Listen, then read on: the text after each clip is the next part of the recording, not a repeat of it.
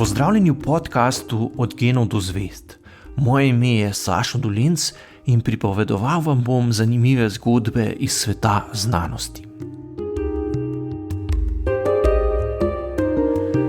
Pri velikih imenih iz zgodovine znanosti lahko pogosto ugotovimo, da do najpomembnejših spoznanj niso prišli med svojim rednim delom, ampak ko so se z določenim vprašanjem ukvarjali ljubiteljsko v svojem prostem času. Podobno velja tudi za angleškega biokemika Josepha Needhama, sicer profesorja na Univerzi Cambridge. Bil je odličen znanstvenik in za svoje delo na področju biokemije si je prislužil tudi članstvo v Britanski akademiji Royal Society, vendar se ga danes ne spominjamo po njegovih dosežkih z področja naravoslovne znanosti, ampak zaradi nečesa povsem drugega. Kot že uveljavljen znanstvenik se je namreč nekaj let pred drugo svetovno vojno zaljubil najprej v Kitajko, ki je prišla na izpopolnjevanje v njegov laboratorij, nato pa še v Kitajsko, ki jo je intenzivno proučeval vse do svoje smrti leta 1995. O zgodovini kitajske znanosti in tehnike je napisal celo vrsto knjig, ki so na Zahodu vzpostavile povsem nov pogled na pretekle dosežke mogočne civilizacije Daljnega vzhoda. Joseph Needham ni bil nadarjen le za znanost, ampak tudi za učenje jezikov. Že kot najstnik jih je znal 11, med drugim tudi grško in latinsko, zanimalo pa ga je seveda tudi marsikaj drugega. Čeprav je bil veren kristjan, je bil politično levo usmerjen. V komunistično partijo sicer ni vstopil, bil pa je prepričan socialist, kar je dokazoval tudi s svojimi javno izraženimi stališči. Med drugim je bil tudi strasten kadilec, nudist in po pričevanju njegovega biografa tudi velik ženskar. Več kot 60 let je bil sicer poročen s prav tako uspešno znanstvenico, strokovnjakinjo za biokemijo mišic Dorothy Needham, ki je bila prav tako članica Royal Society. Oba pa sta svojo zakonsko zvezo pojmovala zelo liberalno. Ko je leta 1936 k njima na Cambridge prišla mlada Kitajka Lu Guizhen, so se vsi trije hitro spoprijateljili in se veliko družili tudi zunaj laboratorija.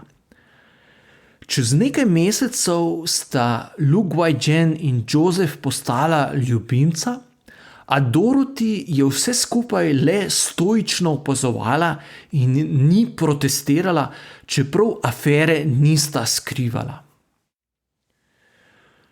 Nova ljubezen je pri Josephu spodbudila tudi zanimanje za kitajščino.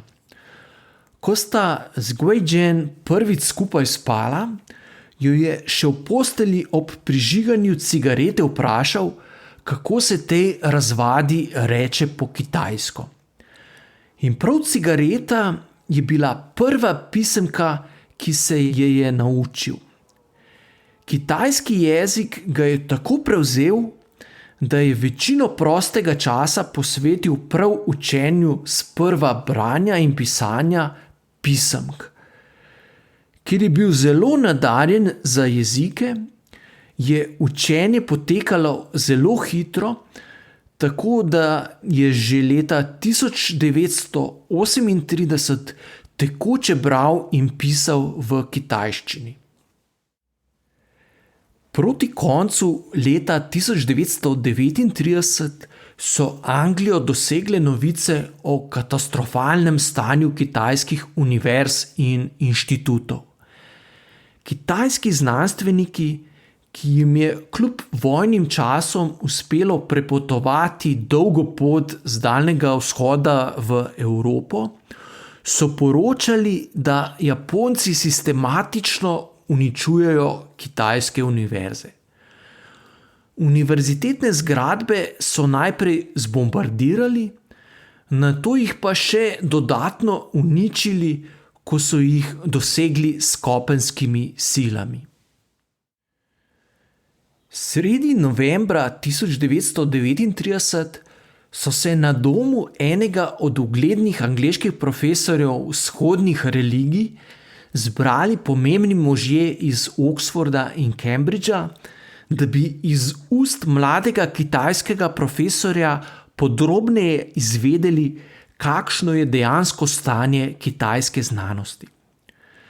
Britanski učenjaki so po seznanitvi s katastrofalnimi razmerami na kitajskih univerzah sprejeli sklep, da je dolžnost Anglije, da nekako pomaga. Zdelo se jim je nujno, da na Kitajsko pošljejo svojega odposlanca, ki bi bil nekakšen oficir za zvezo in bi usklajeval pošiljanje pomoči. Najprej so razmišljali, da bi na pot poslali uglednega oxfordskega profesorja kitajske filozofije, a ko se je nekdo spomnil Needhama, so bili vsi prepričani, da je prav on pravi človek za to težko nalogo. Govoril je veliko jezikov, med drugim tudi kitajsko, dobro je poznal sodobno naravoslovno znanost, tako da se je lahko brez težav pogovarjal o kemikalijah in drugi laboratorijski opremi, ki bi jo morebiti potrebovali kitajski znanstveniki. Še najbolj pomembno pa je bilo, da ga je Kitajska zelo zanimala. Ko so Needhama obvestili, da so ga izbrali za pomembno nalogo, je bil navdušen. Končno bo lahko z lastnimi očmi spoznal deželo, s katero se je zadnja leta veliko ukvarjal. Vendar je trajalo še kar nekaj časa, preden so birokratski mlini britanske države uredili vse potrebno, da je lahko odpotoval. Na pot se je podal šele konec leta 1942. Najprej je s tovorno ladjo več mesecev plul do Indije, od tam pa so ga z letalom konec marca 1943 prepeljali na Kitajsko. Že v provincialnem mestu, kjer je pristal z letalom, je takoj obiskal tamkajšnje znanstvenike in hitro navezal stike.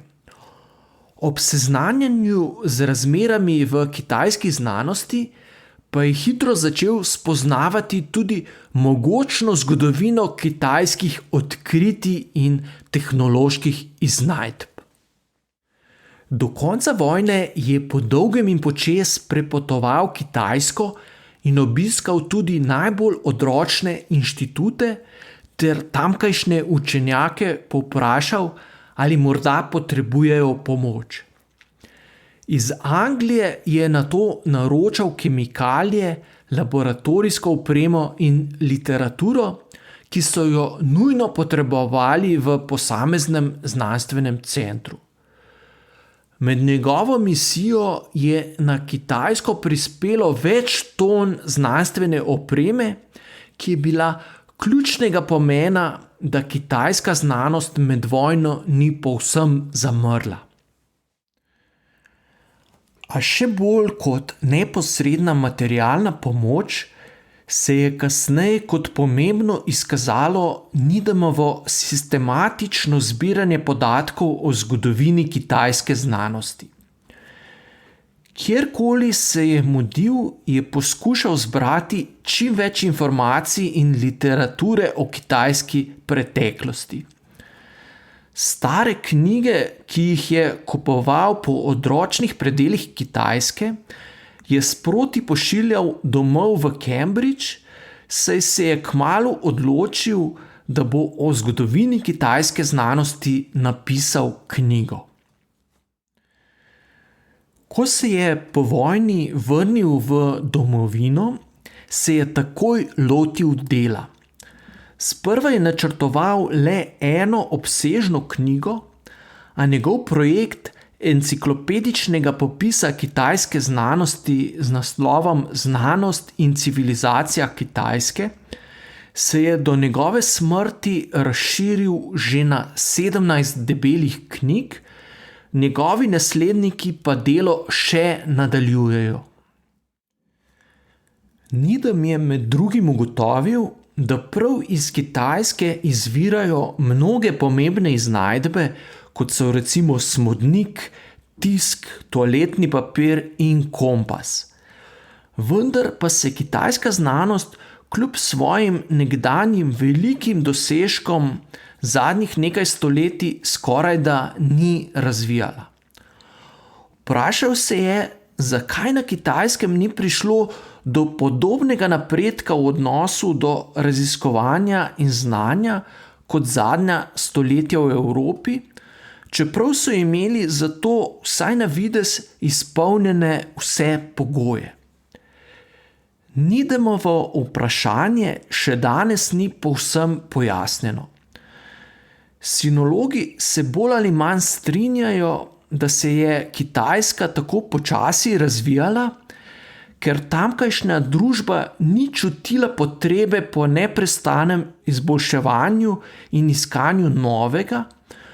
O tem, zakaj je bilo tako, pa ni enotnega mnenja. Kitajski prijatelji so Needhama po korejski vojni povabili, da strokovnjaki razišče, ali so Američani morda v vojni uporabili tudi biološko orožje, saj so opazili povečano število primerov antraksa in podobnih bolezni, ki bi bile lahko posledica takšne specialne vojne. Needhamova komisija, v kateri je bilo več znanstvenikov, je po nekaj mesecih dela ugotovila, da so kitajske obtožbe utemeljene. Vendar je Needham ob vrnitvi v domovino zaradi teh ugotovitev doživel pravi medijski linč. Skoraj je izgubil službo na univerzi, v javnosti pa je bil njegov ugled močno očrnjen. Američani so mu za 25 let prepovedali vstop v državo in ko je konec 70 let spet lahko odšel na predavateljsko turnejo po ZDA, je po pričevanju njegovega biografa prišlo do še enega nenavadnega zapleta. V Chicagu je imel javno predavanje o kitajskem izvoru smodnika, med poslušalci pa je bil tudi čudaški matematik z imenom Ted Kaczynski, ki so mu prav takrat zavrnili objavo eseja o zlu, ki ga poraja sodobna civilizacija. Ob poslušanju predavanja o smodniku se je Kaczynski naučil, kako so Kitajci nekoč izdelali preprosto eksplozivno napravo. 6 tednov kasneje je profesor, ki mu je zavrnil objavo eseja, prijel lesen zaboj, ki je eksplodiral v rokah varnostnika na univerzi in ga ranil. V naslednjih 2 desetletjih je Kaczynski razposlal še veliko drugih pisanskih bomb, pri čemer je ubil 3 osebe, ranil pa jih je 20.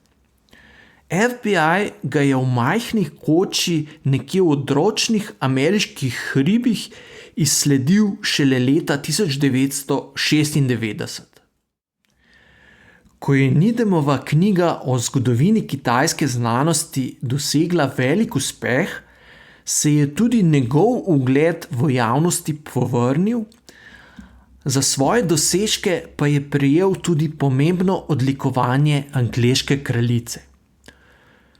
Josephova žena Dorothy, ki je leta 1987 umrla v visoki starosti, je bila ravno še priča odprtja vrat novega inštituta za raziskovanje kitajske znanosti, ki danes nosi Needhamovo ime.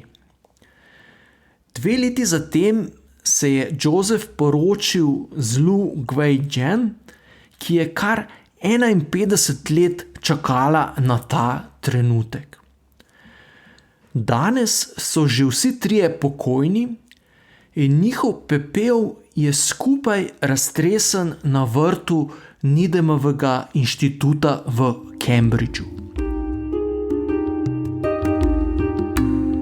To je bil podcast Od genov do zvezd.